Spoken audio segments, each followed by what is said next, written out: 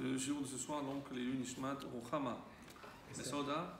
Non, Esther Bat Saouda. Esther Bat Mesauda.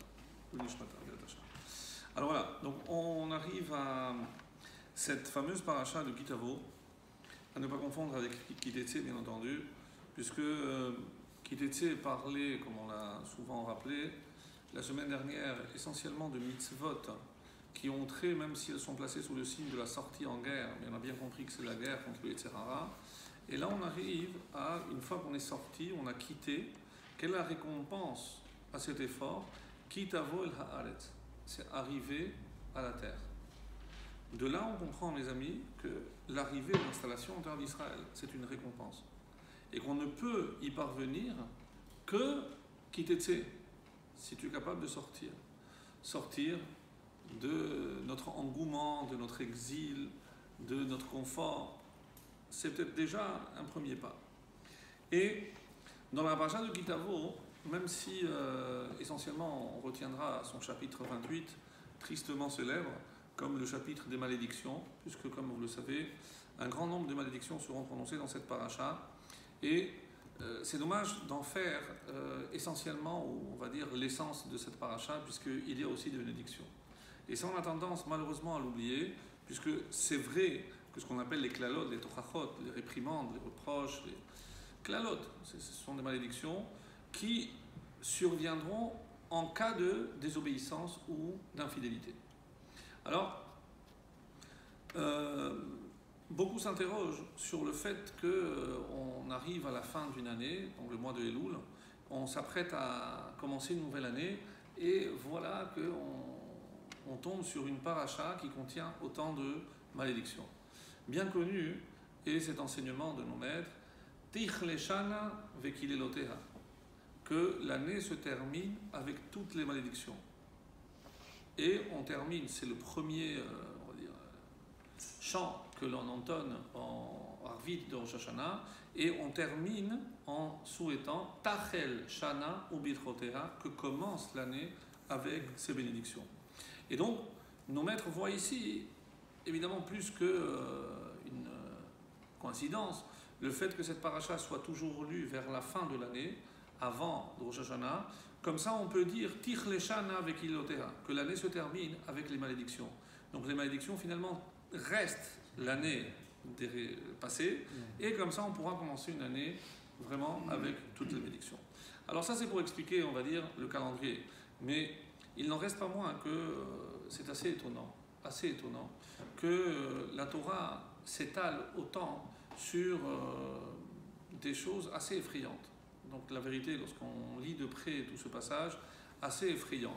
Et ce qu'il est d'autant plus, c'est que ce ne sont pas de simples malédictions, mais lorsque, au vu de notre histoire, on peut constater que tout ce qui est écrit sont beaucoup plus que des avertissements, mais des prophéties.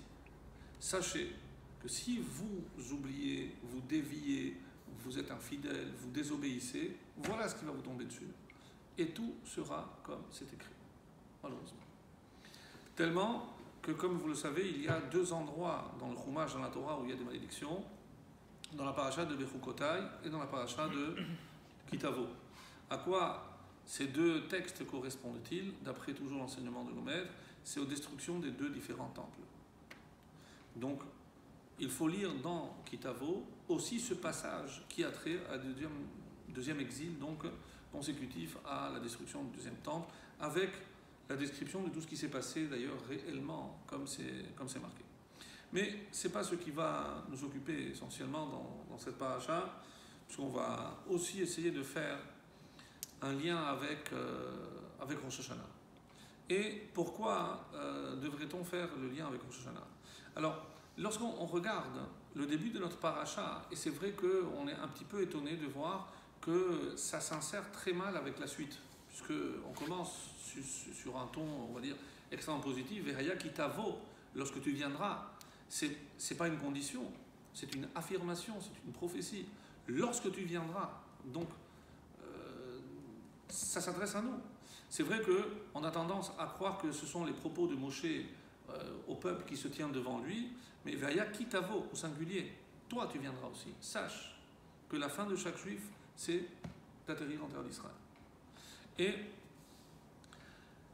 c'est un héritage. Vilishta, tu pourras en hériter, Veyashav Taba, et tu pourras t'y installer.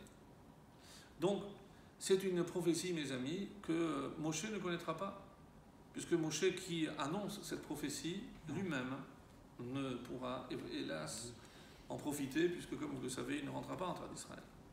Et là, Velakarta Mereshit Kol Peri Ha'adama. Tu prendras Mereshit, terme assez curieux, qui nous renvoie forcément à un autre terme que l'on a vu, c'est Bereshit. Bereshit. Est-ce que c'est par pur hasard? Kol Peri Ha'adama, on va traduire en français toutes les prémices, tous les premiers fruits de la terre, Asher Tavi Me'artzecha Shalom Shalom Lecha, Vesam Tabatene, tu les mettras dans un panier et tu iras à l'endroit que je te désignerai. Tout le monde sait qu'il s'agit ici de cette mitzvah extraordinaire qui s'appelle Bikurim, la mitzvah de Bikurim. Et ce qui est étonnant, c'est que ce n'est pas la première fois. Là, il y a tout le début de la paracha qui va en parler, mais déjà dans la paracha, dans Shemot, dans Shoftim, il y avait déjà un demi-pasouk qui nous parlait déjà de cette mitzvah. Non, on sait qu'il existait une mitzvah qui s'appelait Bikurim, mais c'est vrai que ce qui est ici annoncé pour la première fois, c'est ce qu'on appelle, c'est la déclaration, le Mikra Bikurim.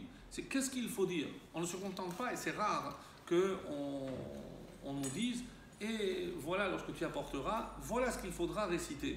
Et il y a des psukim que je vais vous lire, où on se demande véritablement le lien qui existe entre ce que je suis en train de dire et l'action que je suis en train de faire. Puisqu'on remonte à Arami Oved Avi, un texte qui doit sonner à vos oreilles, puisqu'on retrouve cette même expression dans la Haggadah de Pessah. C'est-à-dire, lorsque je raconte à mon fils nos origines, j'utilise exactement la même formule qui est utilisée ici, lorsque chaque juif qui habitait en Israël avait l'obligation d'apporter les prémices. Et comment je peux savoir les premiers fruits qui poussaient? Comme vous le savez, il y avait l'obligation de placer un petit fil rouge, d'où peut-être cette notion aujourd'hui qui s'est étendue à d'autres domaines, le fameux fil rouge. Mais en tout cas, c'est comme ça que je devais reconnaître les premiers fruits à pousser. Mais de quels fruits il s'agissait? Lorsque la Gemara va donner tous les détails, donc il s'agit essentiellement des 7 fruits par lesquels donc, la terre d'Israël on a fait la louange de la terre d'Israël. Donc, Eretz Chita, ou Sora, le blé, etc. Donc, c'est pour ça que la Adama, c'est 7 fruits-là. Et au Bata el Kohen, tu apporteras tout ceci au Kohen, et tu lui diras Higati ayom l'Hashem Elokecha, Kibati el haaretz asher nishba alotecha, velakacha Kohen atel miyadecha. Donc, il prendra ce panier, il le mettra devant le Mizbeach, ve'anita ve'amarta, et voici ce que tu dois répondre. Et là commence une proclamation donc de la part de ce juif qui apporte ses fruits. Alors, si on s'arrête un instant et on réfléchit à ce que ça représente, quelque part c'est un peu injuste. Pourquoi? Parce que le résultat de mon labeur, c'est moi qui ai semé, c'est moi qui ai récolté, c'est moi qui me suis occupé jour après jour de savoir si ça poussait convenablement, etc. Et lorsque j'ai la joie de pouvoir profiter enfin de tous ces efforts, voir le couronnement de tous ces efforts, qu'est-ce qu'on te dit? Stop. Tous ces fruits, c'est pas pour toi. C'est pour qui? Tu amènes au Kohen au temple. N'oublie pas que eux, ils n'ont pas de terre. Si toi, tu ne penses pas à leur apporter, eh bien, ne mangeons pas. Et là, donc, le texte continue sur une autre mitzvah, qui est ce qu'on appelle le vidouille maasrot. Alors, qu'est-ce que c'est le vidouille? C'est une sorte de confession que l'on fait par rapport au maasrot. Alors, sans rentrer, parce que ce serait trop technique, et ce n'est pas le but de ce cours, vous savez que, grosso modo, il y a 2 tranches de 3 ans, qui, à la fin, se terminent par la 7e année, qui est l'année de Shemitah. Donc, on appelle donc les différentes terumotes que je dois faire, les maasrot. Donc je sais que je dois apporter au Kohen, le Kohen, donc je donne aussi une partie au Lévi, le Lévi qui l'a donné, terumat maaser, etc. Mais ce que je voulais le point sur lequel je voulais insister, c'est que la première année, je dois apporter donc aux Kohanim et aux Lévim. La deuxième année, qu'est-ce que je fais avec ce maaser? La deuxième année, je dois prendre ce maaser et aller à Yerushalayim le manger. D'accord? C'est maaser sheni. Et la troisième année, ce qu'on appelle maaser ani. Je donne aux pauvres. Donc, si je compte le cycle, donc tous les premiers ans, c'est pour les Lévi'im. Les deuxièmes, c'est pour moi, pour m'obliger à aller au Beth Amikdash. C'est moi qui dois les manger dans le temps. Et 3 et 6 pour le pauvre.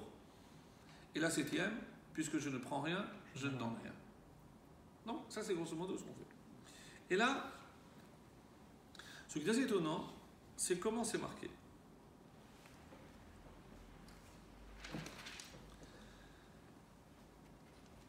Je vais vous lire en hébreu et ensuite je vais vous traduire. Ve'ata hine heveti et reshit peri ha'adama asher natata li Hashem. Hashem, voilà, je t'ai apporté reshit.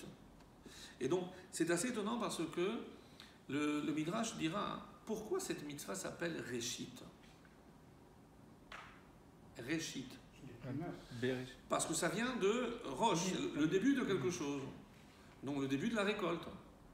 Le début de la récolte. Le Midrash ne se contente pas de faire une analogie de termes en disant, oui, parce que c'est le début de... Et on nous dit... On a vu avant Mereshit et Bereshit, non? Oui, mais ce qu'il y a ici, c'est le fait que Midrash nous dise Bereshit, je laisse maintenant ce passage, et je remonte à Bereshit, création du monde. Qu'est-ce qui est écrit? Bereshit, bara Elohim et Hashem et Haaretz. Très mal traduit, au commencement Dieu a créé. La vraie, c'est comme Rashi le dit, Bishvil Reshit, bara Elohim et Hashem et Haaretz. C'est pour Reshit que Dieu a créé le monde. Parce que si je dis Reshit, comme tout le monde le sait, c'est une forme construite d'appartenance à. C'est Bereshit, ha, c'est au début de. Mais il n'y a rien qui suit. Donc, le Midrash, devant cette anomalie, se dit je ne peux pas dire Bereshit au commencement de Dieu a créé, puisque c'est une phrase incomplète. Ce qui oblige le Midrash à dire Bereshit ne doit pas se traduire au commencement de, mais pour Reshit, Dieu a créé le ciel et la terre. Reste maintenant à définir qu'est-ce que c'est Reshit. Et donc on énonce tout ce qui est appelé Reshit. Qui est appelé Reshit?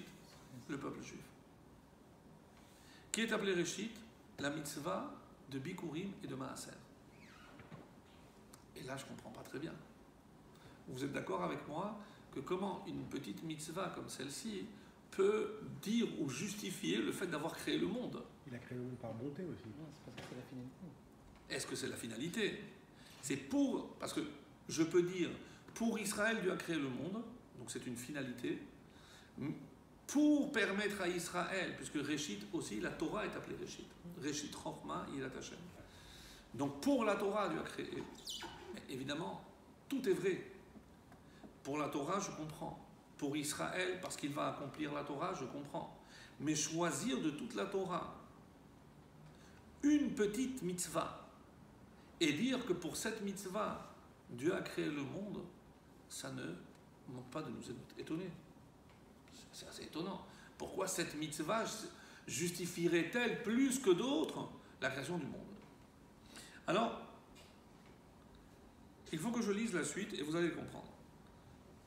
Donc, Hine eveti et reshit peri adama, asher natat li Hashem, veinato lifnei Hashem, je l'ai placé, et vesamarta bechol hatov.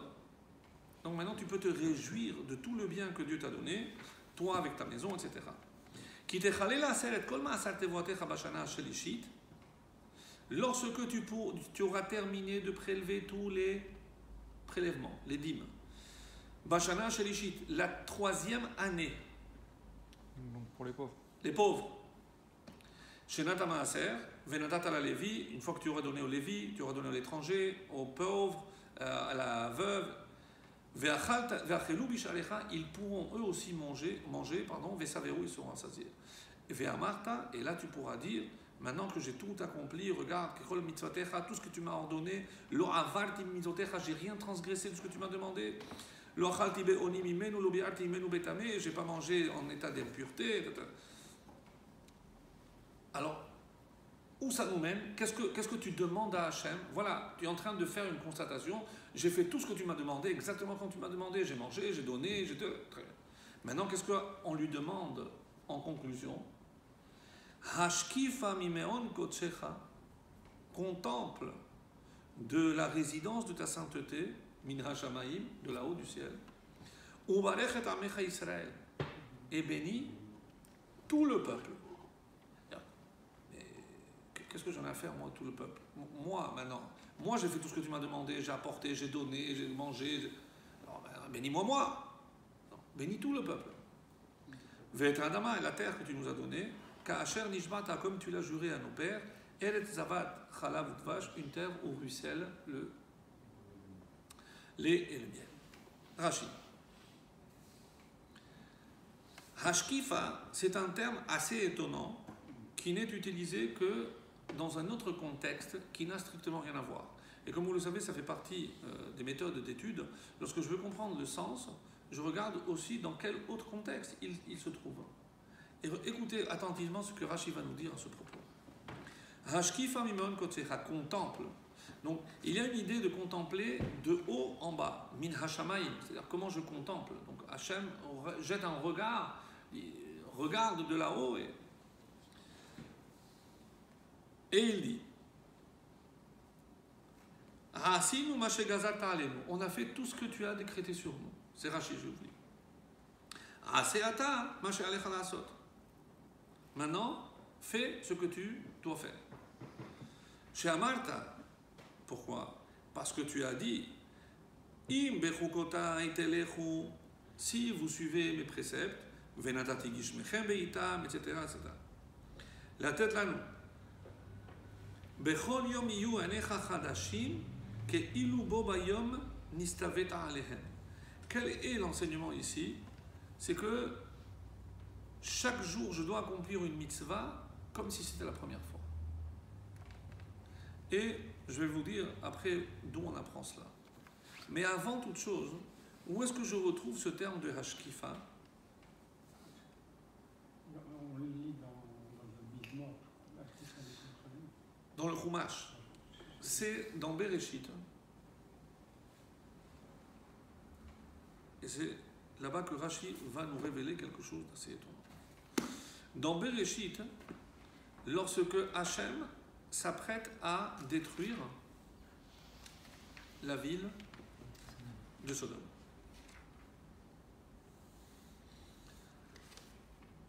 Et qu'est-ce qui est rapporté là-bas?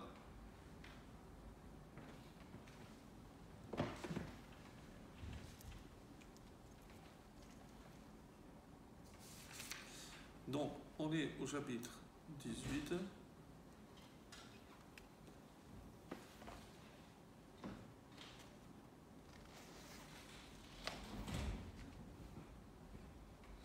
Et, écoutez bien, Vayakum Misham Anashim, les hommes se sont levés, Vayashkifu Alpene Sedom, et ils ont contemplé Sedom.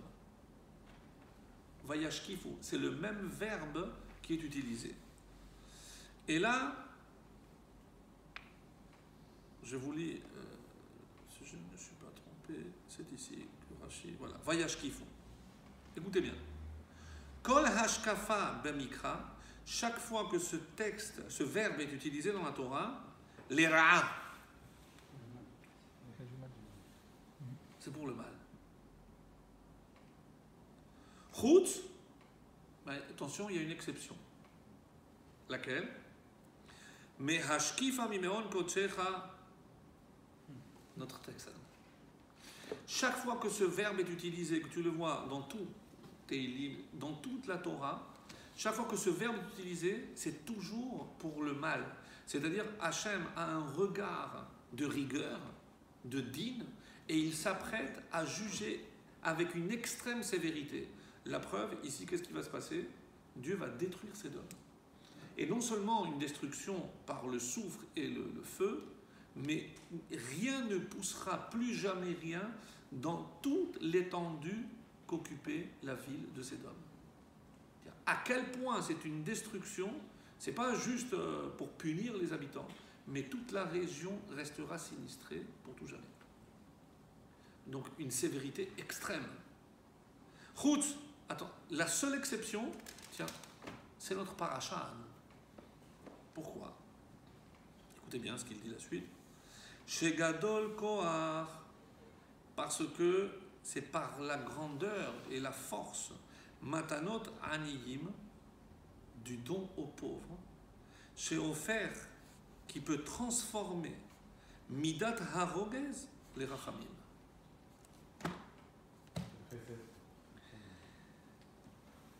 La seule chose qui puisse transformer la sévérité extrême d'Hachem en Rachamim, c'est Matanot, la vie. On doit donner de tzedaka pour quand quelqu'un est malade ou quand on sait qu'il y a un jugement. Tzedaka tatil mimavet.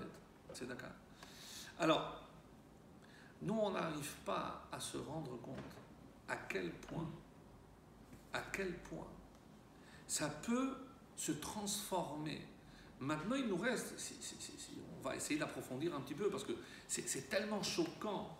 C'est-à-dire que normalement, et c'est ce qu'il faut comprendre de ce Rashi, lorsque j'ai accompli la mitzvah de Matanot, c'est pour ça qu'on parle de la 3e année, donc j'ai donné aux pauvres, c'est seulement à la 3e année que je peux dire cette phrase. Et maintenant, tu peux nous regarder et tu peux nous juger. Est-ce que c'est parce qu'on est sûr qu'on n'a pas de faute? Est-ce qu'on est sûr qu'on a bien fait? Mais quoi?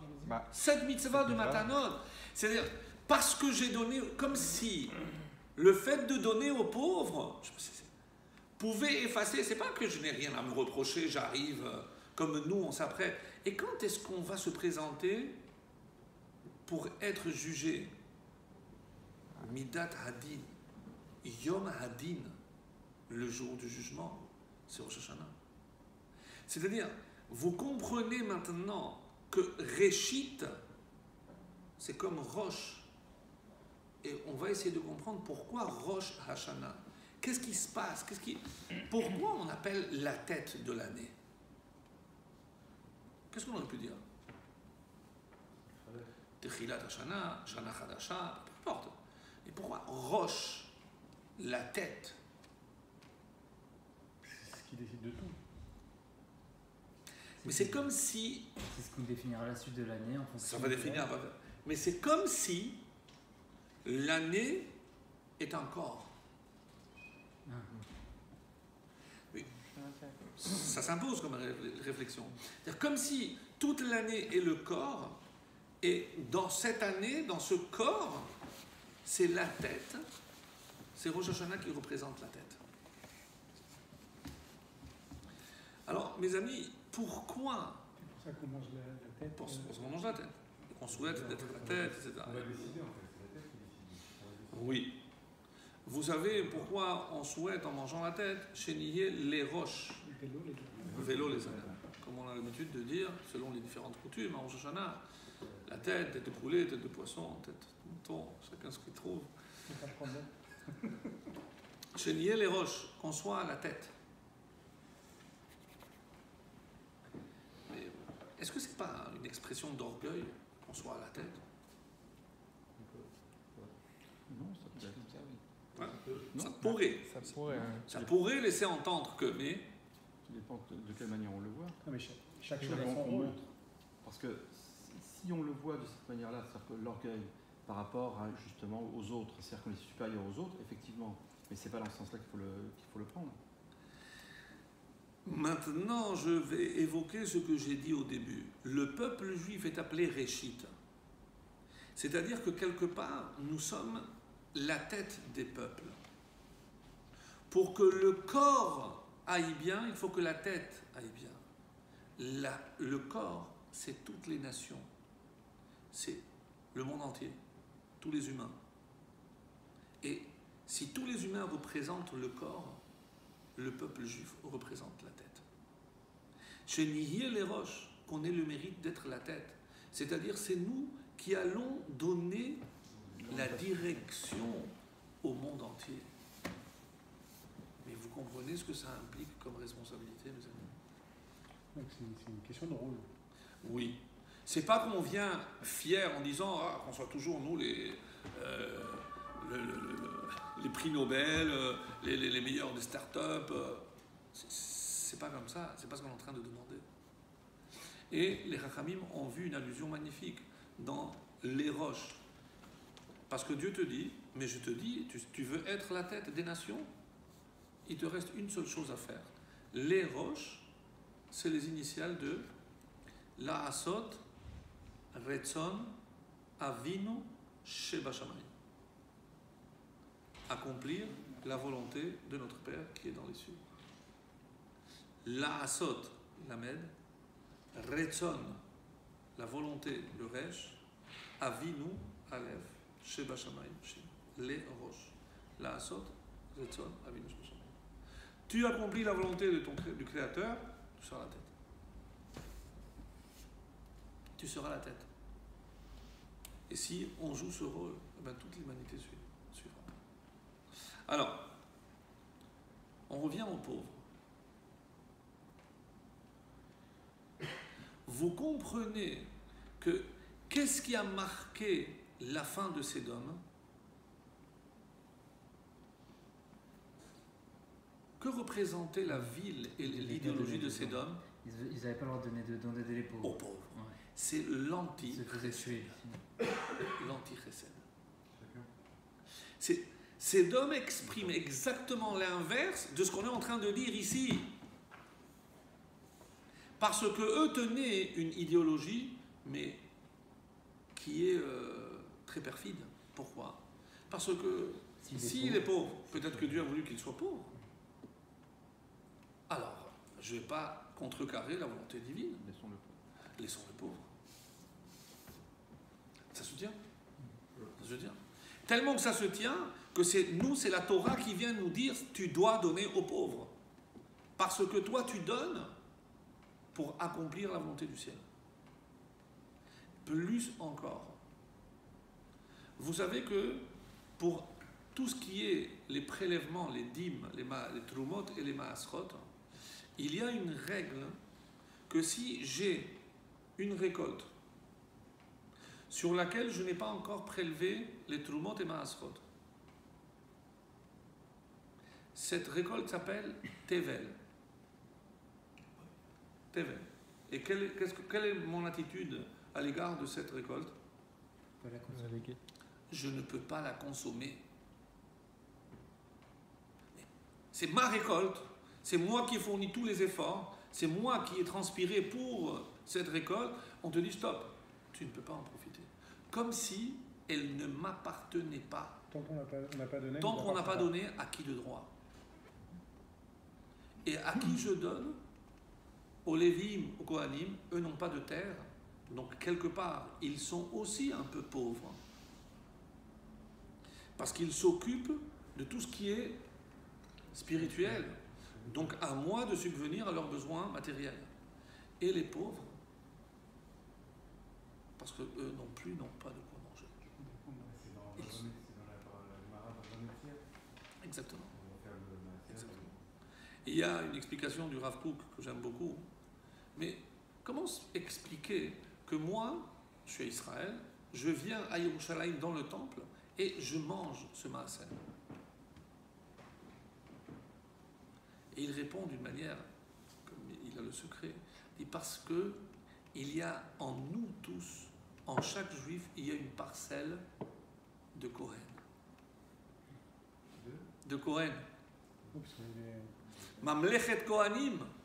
Nous, on est un royaume de prêtres, tous, par rapport aux nations. Donc, par rapport aux nations, on est tous comme un Kohen. Donc, nous, on est les prêtres, les Kohanim des nations, et les Kohanim sont les prêtres d'Israël.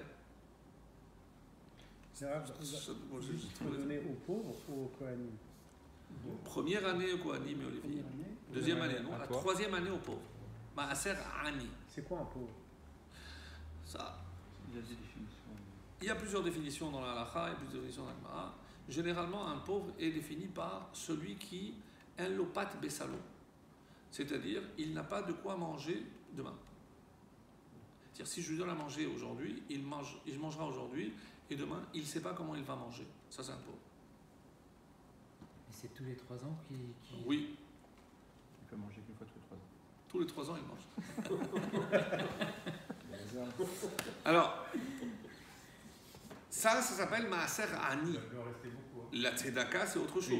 Tous les 3 ans, il Tzedaka c'est autre chose. Mais maaser ani, c'est un devoir. Mais pourquoi? Qu'est-ce qui fait que c'est cette 3e année que je peux faire une telle déclaration? Qu'est-ce qui se cache derrière les mots de Rashi qui nous dit que le fait de donner aux pauvres transforme l'extrême rigueur, l'extrême sévérité en rachamim? C'est le chesed.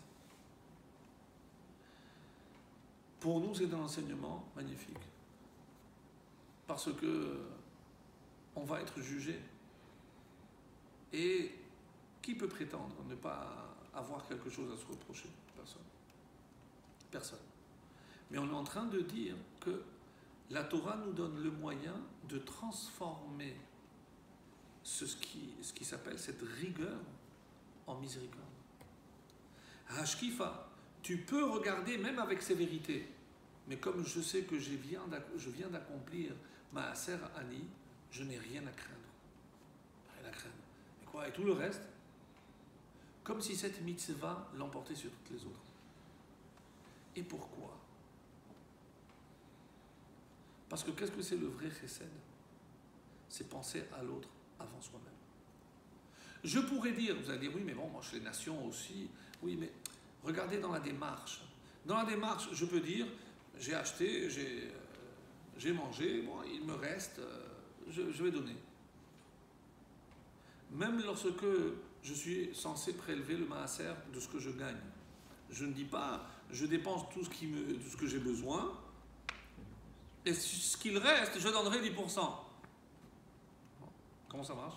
Je donne Tu d'abord. prélèves et après tu profites du reste. Mais pourquoi? Parce que l'homme a une fâcheuse tendance, et c'est ce que dans le langage de nos chachamim, ça s'appelle Kochi ve'otzem yadi. C'est ce que j'ai, c'est mon mérite, ma force, mon intelligence, mon savoir-faire. L'homme a tendance à s'attribuer la réussite de ses entreprises, alors que tout dépend d'Akadosh Baruch Hu. Donc, toute cette mitzvah, mes amis, c'est bikurim. Je sais, ça c'est le fruit de mes efforts. Stop. D'abord, tu donnes à qui le droit, comme si j'avais travaillé pour les autres. Et après, une fois que j'ai donné, j'ai fait le maaser, là maintenant, toi, tu peux profiter de ce qui reste. Donc, en quoi consiste la grandeur? Bon, les Lévim, je peux comprendre. Le pauvre, la Gemara dit, celui qui veut avoir des enfants, Talmidei Chachamim, d'autres disent qu'ils vivront longtemps, Ya'asok beiske shamayim ou beiske ishto. Citation de la Gemara. Celui qui veut avoir des enfants, Talmidei Chachamim, ou qui vivront longtemps, il doit s'occuper des affaires célestes, des affaires de Dieu et des affaires de sa femme. Les affaires de sa femme, si vous avez pris les cours pour préparation au mariage, vous savez de quoi ça parle. C'est pas aussi simple. C'est pas lui acheter des cadeaux seulement. C'est dans d'autres domaines, plus intimes. Iske Shamayim, je vous ai dit, dans les affaires célestes. La Gemara dit, mais qu'est-ce que c'est Iske Shamayim? C'est son prochain. C'est donner aux pauvres. Quand je donne aux pauvres, moi je me dis, c'est une mitzvah, ben Adam, la Chavero, parce que c'est mon prochain. Israël. Mais qu'est-ce que la Gemara est en train de dire? Non, Quand tu donnes à un pauvre, c'est pas Ben Adam la Chavero, c'est Ben Adam la Makom. Et c'est la seule mitzvah, écoutez bien, la seule mitzvah où un homme s'occupe de son prochain et où la Torah nous dit surtout ne t'y méprends pas. Cette mitzvah, c'est pas Ben Adam la Chavero, c'est Ben Adam la Makom.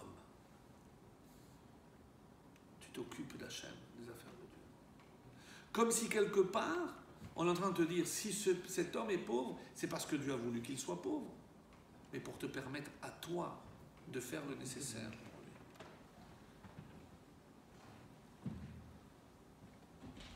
Vous comprenez que lorsque vous lisez dans certains ouvrages, le mois de Elul, c'est bien d'augmenter la tzedaka, ma'asim tovim. On se dit, bon, les religieux sont encore là pour profiter, pour qu'on mette la main à la poche.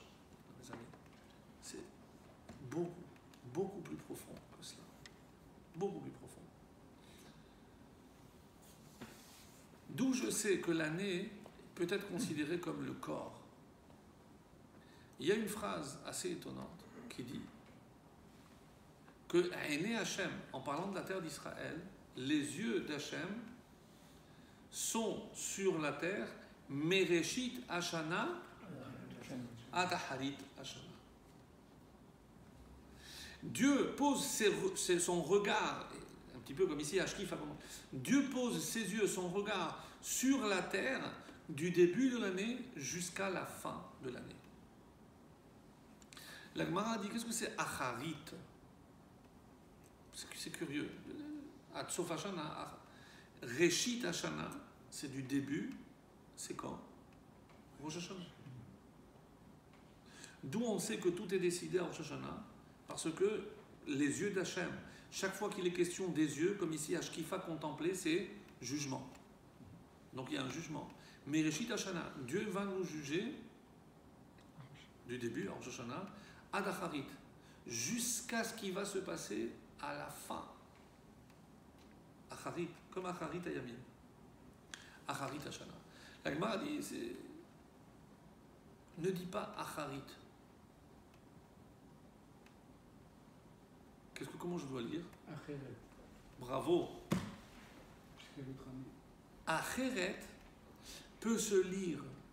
Acheret, c'est une année différente, mais Acheret différemment. Mes amis, il n'y a pas de vrai début s'il n'y a pas de changement.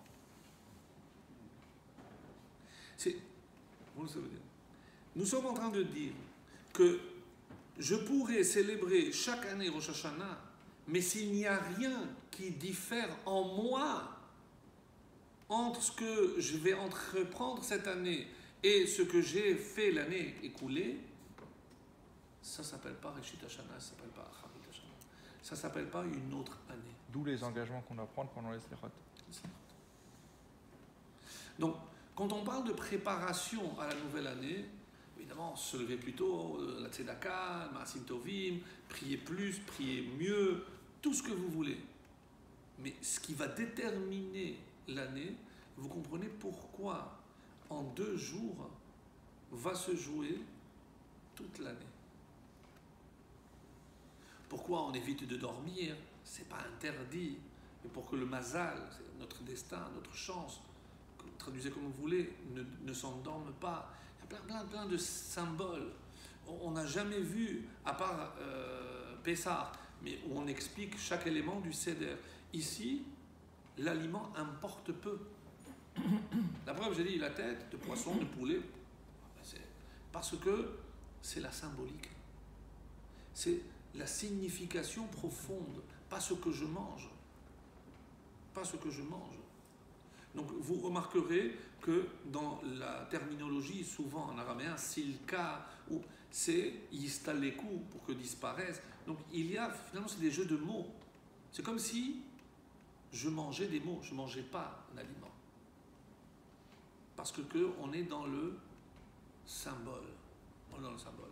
Alors, extrêmement important, mes amis, à Rosh Hashanah, et c'est une des meilleures façons de se préparer, c'est se dire qu'est-ce qu'on peut améliorer?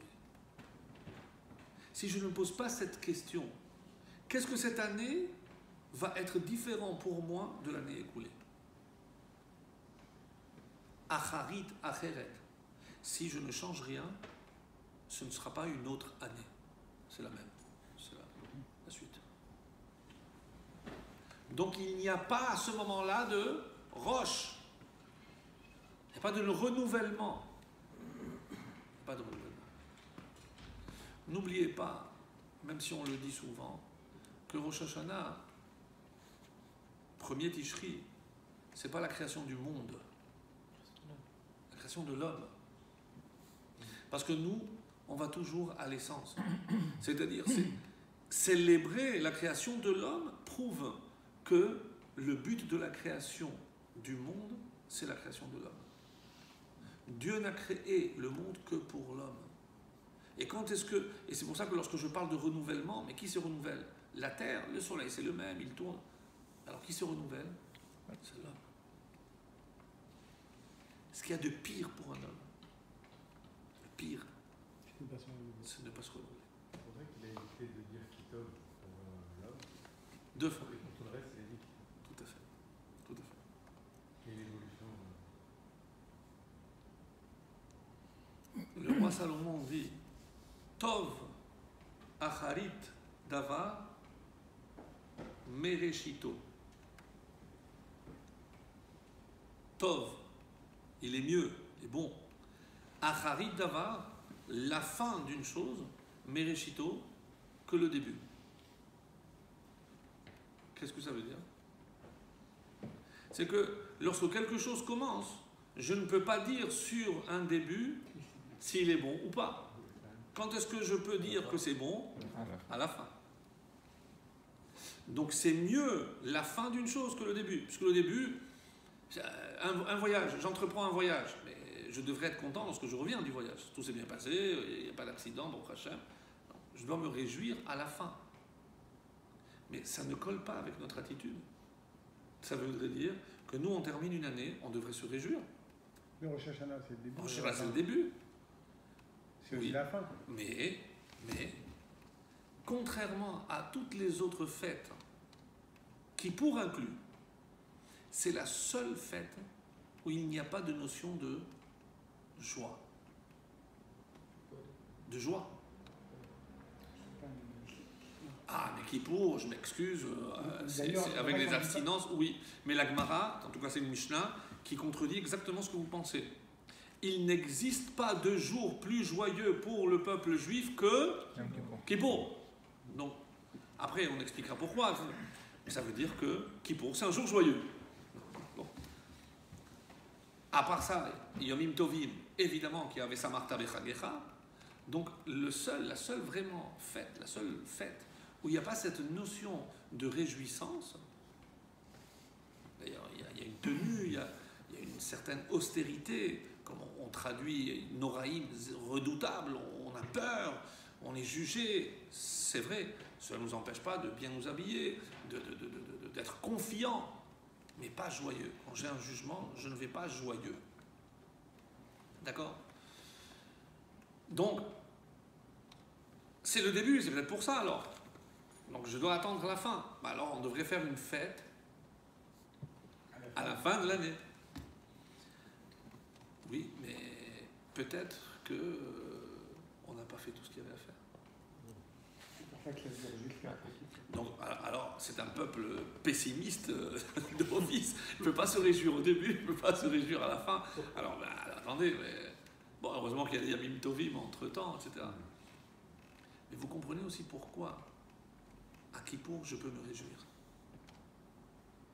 Kippour, n'oubliez pas, c'est le dernier des 10 jours. Aseret Yimei Teshuvah.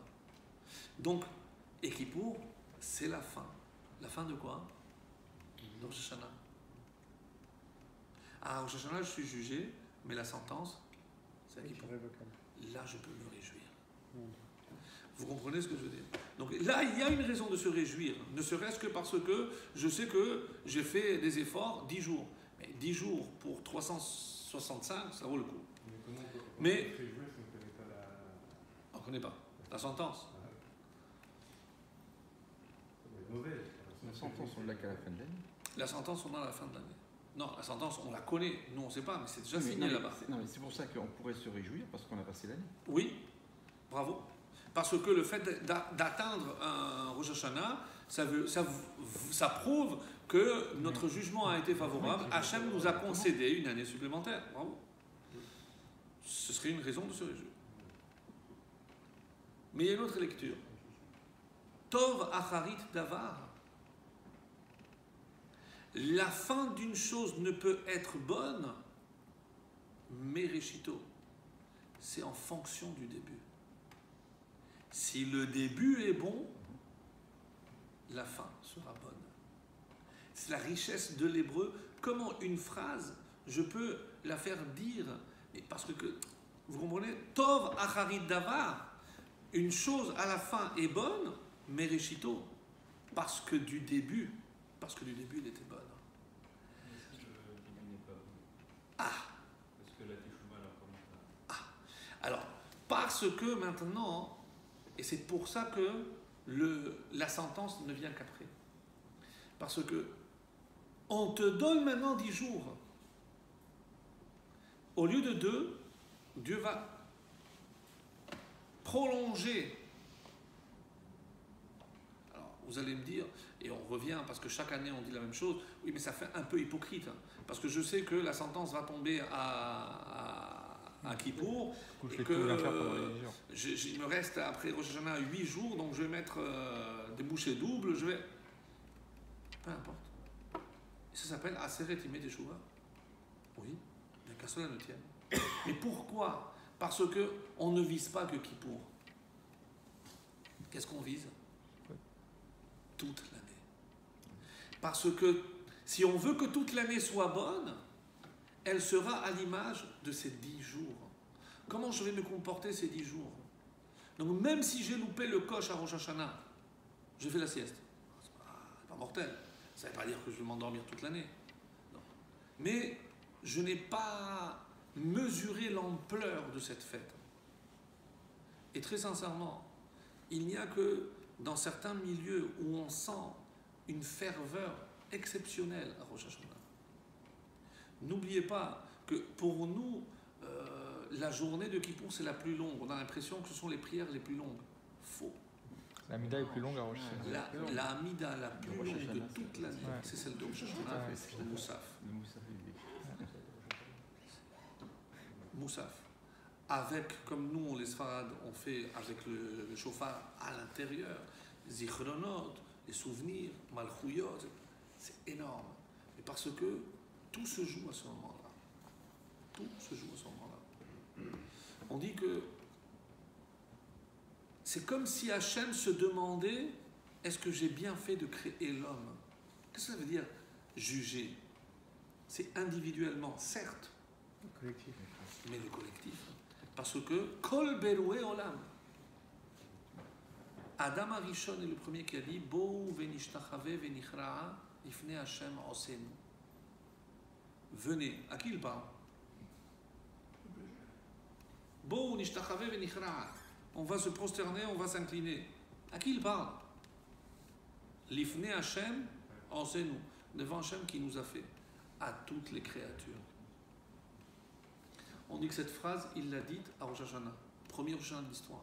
Lorsqu'il a été créé, il arrive dans ce monde, il voit ce monde, il prend conscience de ce que Dieu vient de faire, il voit toutes les créatures et il leur dit venez, on va se prosterner. Qu'est-ce qu'il fait? Proclame Dieu roi. Et c'est ce que nous sommes censés faire à chaque Rosh Hashanah. À chaque Rosh Hashanah. On ne demande rien. Juste on se contente de le proclamer. L'accepter comme roi du monde. Ça fait de nous ses sujets, ses créatures. Alors, on a compris l'importance du don aux pauvres. Et certains ont vu dans ce geste la présence divine. Comment? Je ne sais pas si je vous l'avais dit. Combien je dois donner à un pauvre? Dans la tzedaka, est-ce qu'il y a marqué Non. Donc, qu'est-ce que je prends? Une petite pièce. on va remplacer les objets par des lettres. Si je parle d'une petite quantité, je devrais prendre la plus petite lettre. Quelle est la plus petite lettre de l'alphabet hébraïque? Yud. La petite. Pas en nombre. La forme. Yud. La dimension. Yud. Yud. Et qu'est-ce que je fais? Je mets dans ma main. Hé, 5 doigts. Qu'est-ce que je dois faire maintenant? Je dois tendre. Ah, Va. pour mettre dans la sac. Ah, et là, Et le pauvre tend la main. Hé. Dans le geste de la tzedaka, il y a les lettres du nom de Dieu. Et c'est 26. Au début. Est-ce que c'est de là qu'on dit que quand je fais un don, c'est des multiples de 26? Peu importe, c'est plus. Mais qu'est-ce que ça nous prouve? Que c'est dans ce geste que Dieu est présent. C'est dans ce geste que Dieu est présent. Ça corrobore parfaitement ce qu'on disait, c'est que c'est une mitzvah ben Adam la chavero, certes, mais c'est surtout ben Adam la makom. Est-ce que ça a la même valeur quand on est dans la tzedaka ou là? Je me suis toujours posé la question. Si ça termine dans la main d'un pauvre, oui. Oui, c'est ça, mais on ne peut pas garantir. C'est pas- On n'est pas sûr que ça arrive à la bonne personne et à notre volonté. Alors, la tzedaka que l'on donne avec les pièces a une autre finalité. Laquelle? Anonyme. C'est pas dit que cet argent aille à des pauvres. C'est pour le fonctionnement de la SINA, peu importe. C'est une façon indirecte de donner à une institution. Si je vais donner aux pauvres, il y a peut-être des organismes directs qui vont Pour distribuer à garder des le pauvres, geste. etc.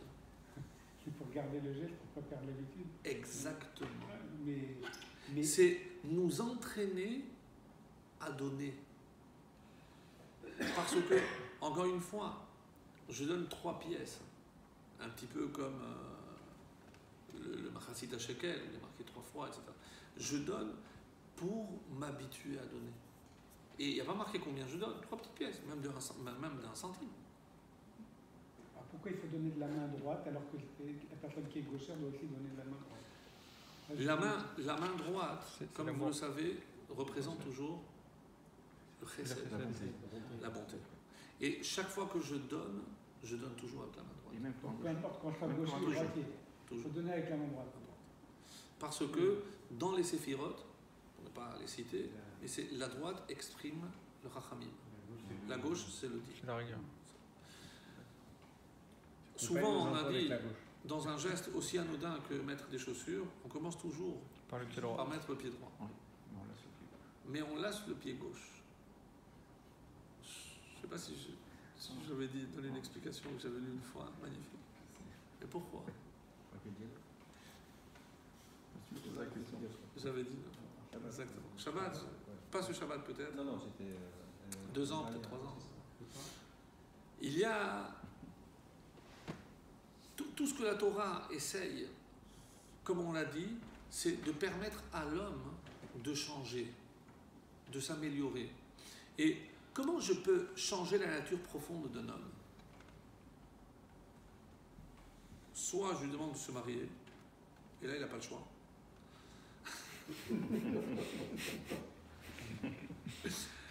Ça retombe toujours C'est sur le pied. Ou alors, on le sait très bien, c'est que c'est par la répétition, par des gestes qui font qu'ils finissent par avoir raison de ma résistance. La nature est représentée toujours par la pierre, parce que immuable. Et même quelque chose comme une goutte, l'image de Rabbi Akiva, peut même perforer la matière, le matériau le plus dur sur Terre. Comment? Et on le sait, c'est que lorsque je dois perforer quelque part, c'est en insistant, je trouve que je perce. Autrement dit, et c'est ça ce qu'il faut comprendre, c'est qu'on nous invite à faire des gestes qui, au final, auront raison de notre résistance. Pour revenir aux chaussures, c'est que, imaginons, je mets le pied droit et je l'attache. En attendant, le pied gauche, la chaussure gauche, attend. C'est comme si je ne m'occupais pas assez d'elle. Alors qu'est-ce que je fais? Une fois que j'ai mis le pied droit, je mets la chaussure gauche. Et pour lui dire, tu sais, comme je t'ai mis en deuxième position, je vais m'occuper d'abord de toi. Donc je t'attache la première. Et après je reviens, j'attache la droite. Sincèrement, il faut penser que la chaussure va être jalouse parce que, non. Mais c'est quoi ce geste? Si déjà, dans la halakha, on tient compte des pseudo-sentiments de quelque chose qui est entièrement inanimé, à plus forte raison, comment je dois être méticuleux lorsqu'il s'agit de mon prochain. Tout ce que je fais, tout ce que je dis.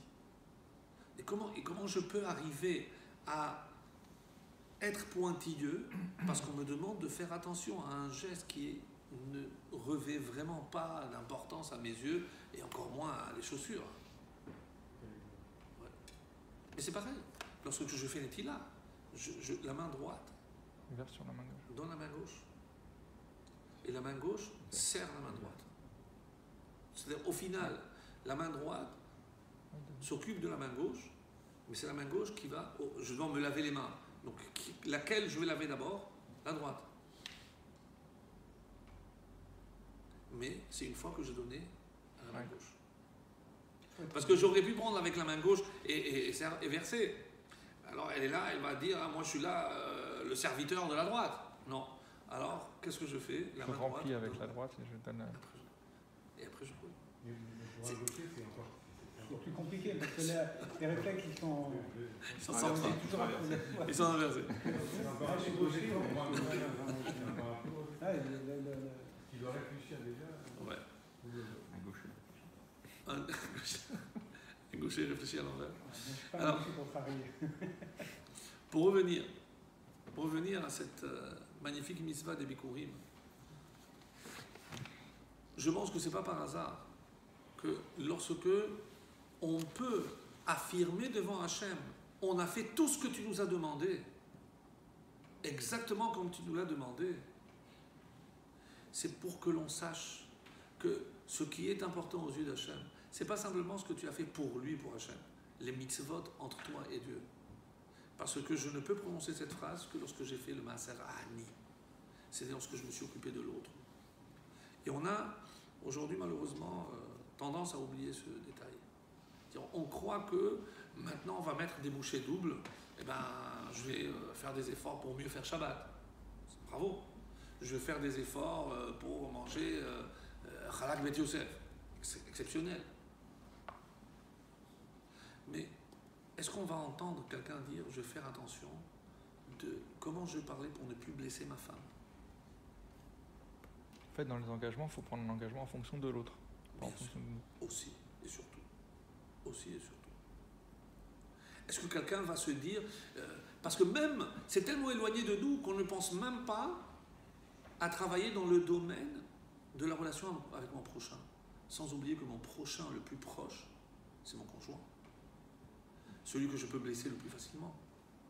Parce que s'instaure une sorte d'intimité où je ne fais plus forcément attention à tout ce que je dis. On ne pense pas. On ne pense pas. On ne pense pas. C'est triste. C'est triste. Alors, je vais conclure avec un passage que l'on lit. Je pensais parler de la Haftara, peut-être qu'on le fera Shabbat. La Haftara exceptionnelle du prophète Isaïe. Mais, terminer sur une note, je pense, vraiment positive.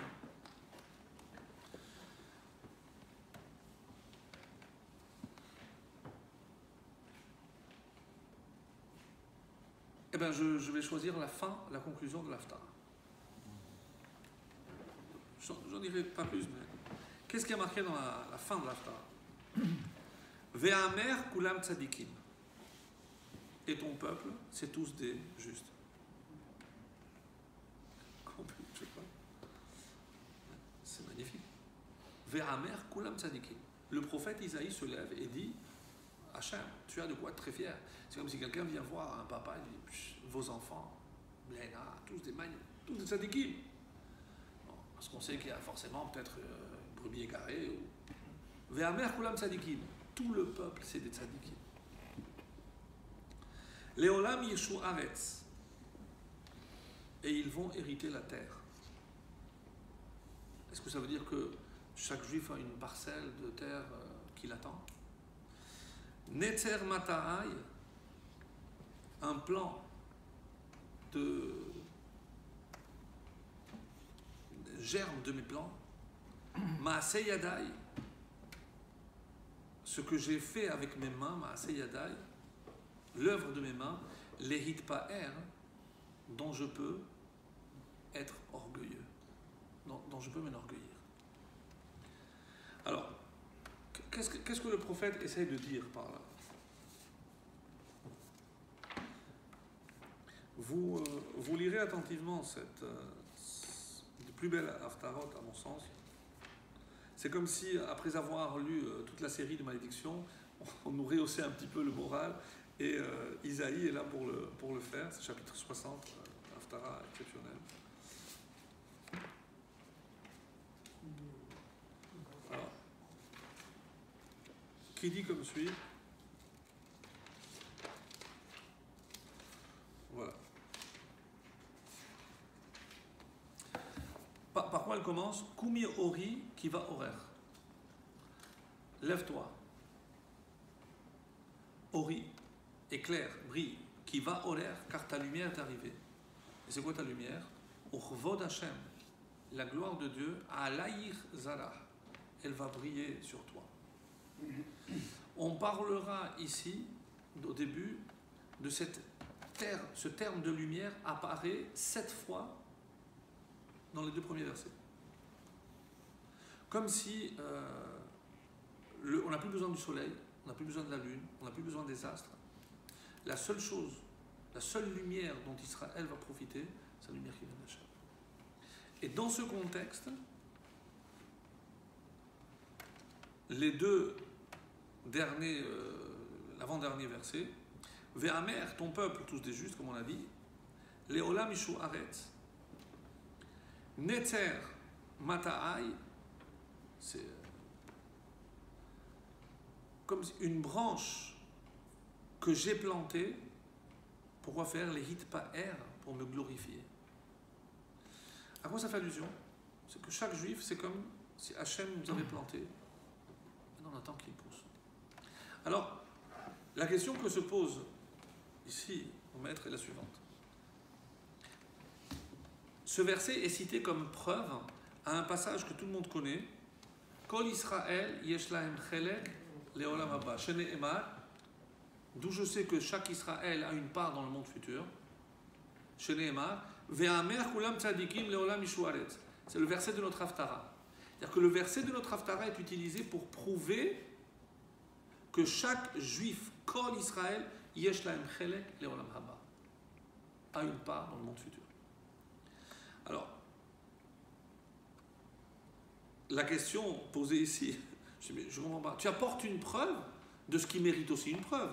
Parce que pourquoi tu dis que Kol Israël Yeshlam Chelek, pourquoi tout Israël a une part? Parce que vers Mer Kulam Tzadikim, parce qu'ils sont tous justes. Mais d'où je sais qu'ils sont tous justes? Alors, vous comprenez? La preuve apportée pour prouver que tous les juifs ont une part dans le monde futur, elle-même nécessite aussi une preuve. Alors il dit. Vous savez que lorsque on dit Kol Israël Yeshlam Chelek Leolam Haba, tout Israël a une part dans le monde futur. Alors, dans le sens général, comment les gens comprennent? Qu'est-ce que c'est Olam Haba? Après la mort. Après la mort. Voilà. Il faut que vous sachiez qu'il y a 2 explications à Olam Haba. Soit, comme vous dites, c'est le Gan Eden, c'est là où les âmes iront après 120 ans. Donc il y a un espace qui s'appelle Olam Haba, ce monde donc spirituel. donc Le monde des spirituel, Neshamot. le monde des Neshamot, là où les Neshamot vont après. Mais il y a une autre explication. C'est lequel? C'est que Olam Haba, on sait très bien que le mot Olam, c'est ou un espace, mais c'est aussi un temps. Quand je dis les Olam, c'est un temps. Donc Olam Haba, Après le Mashiach. c'est le temps futur, le temps qui vient. Donc c'est les temps messianiques. Mais dans quel monde? Ici. Ce monde. Donc c'est un monde matériel ou spirituel? Matériel. Normalement, on dit Olamazé. Bah alors généralement on dit Olam Hazé pour désigner le monde, ce monde avant la venue du Mashiach. Oui, voilà. Mais ce monde après la venue du Mashiach, on l'appelle aussi Olam Haba. À quel moment on l'appelle Olam Haba Alors je vais vous apporter la preuve. Mais même le Gan Eden, on dit que c'est sur Terre. Non? J'ai entendu ça. Oui. Il a été sur Terre. Ouais. Non, mais même. Oui, oui. Alors, lorsque la Mishnah dit Kol Israël yesh lahem chelek olam haba, tout Israël a une part au monde futur, à quoi ça fait allusion d'après vous? Est-ce que, vous comprenez la question? Est-ce que Kol Israël yesh lahem chelek olam haba, tout Israël a une part au monde futur? Est-ce qu'on parle du monde à venir, du monde des âmes, ou une part dans le monde messianique? Il faut espérer que ce soit dans le monde messianique pour espérer la venue du Mashiach. Alors, il apporte la preuve que ça ne peut pas être le monde des âmes. Pourquoi? Qui c'est qui dit ça? Qui est dans le cas? Entre autres, c'est le Rambam. Ah, Rama. Pourquoi?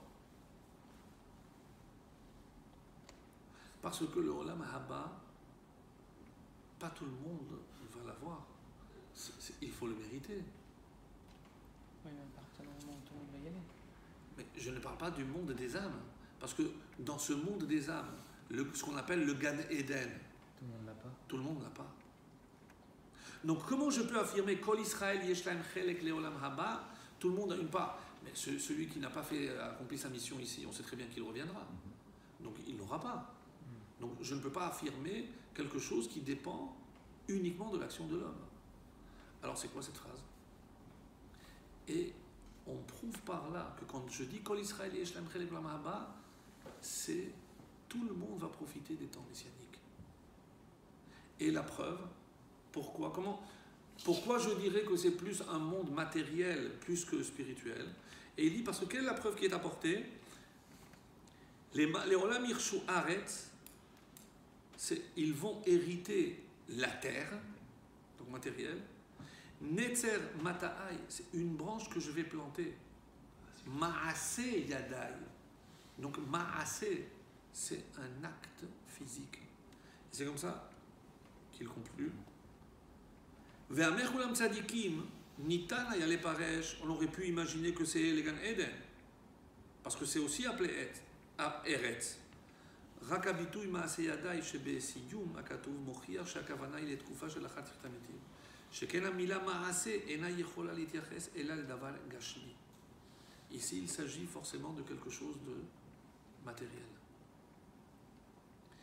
Qu'est-ce que le prophète est en train de nous dire?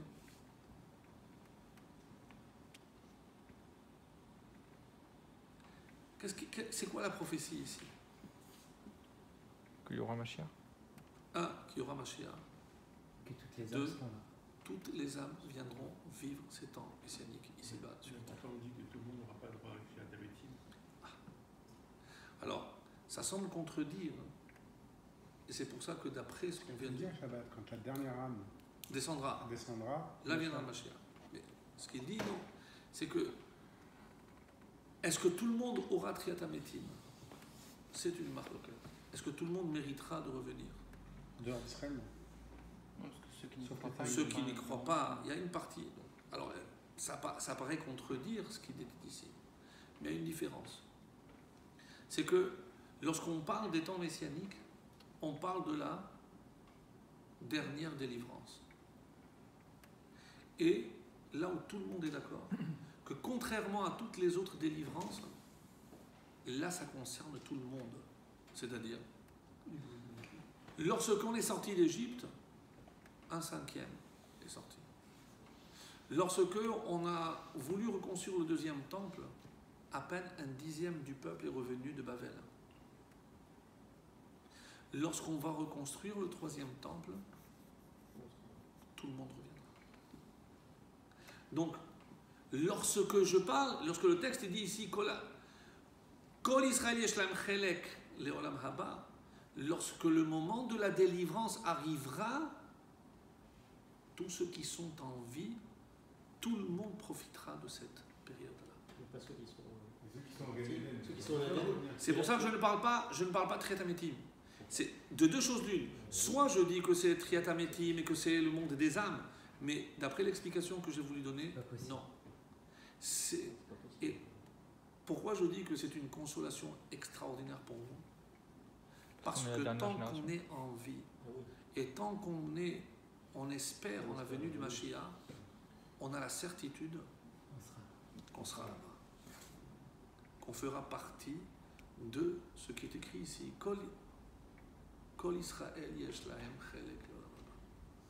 Quand on a eu les 10 paroles, on dit qu'il y avait toutes les âmes aussi. Toutes les âmes. Oui.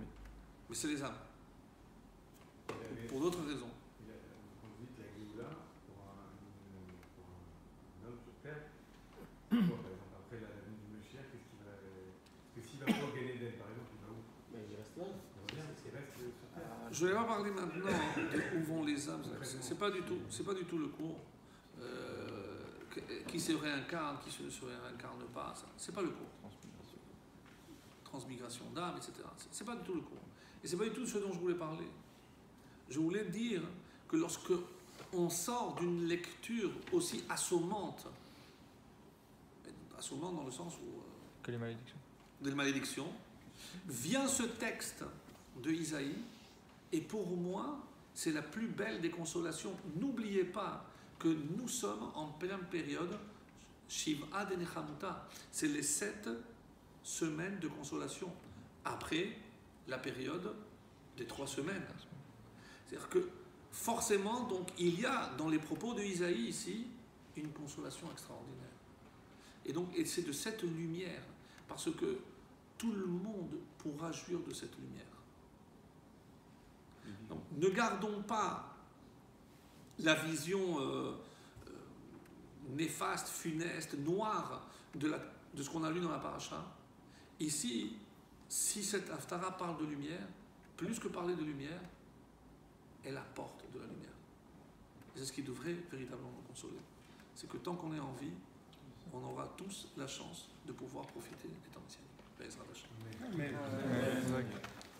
quand on dit tant qu'il y a de la vie, il y a de l'espoir.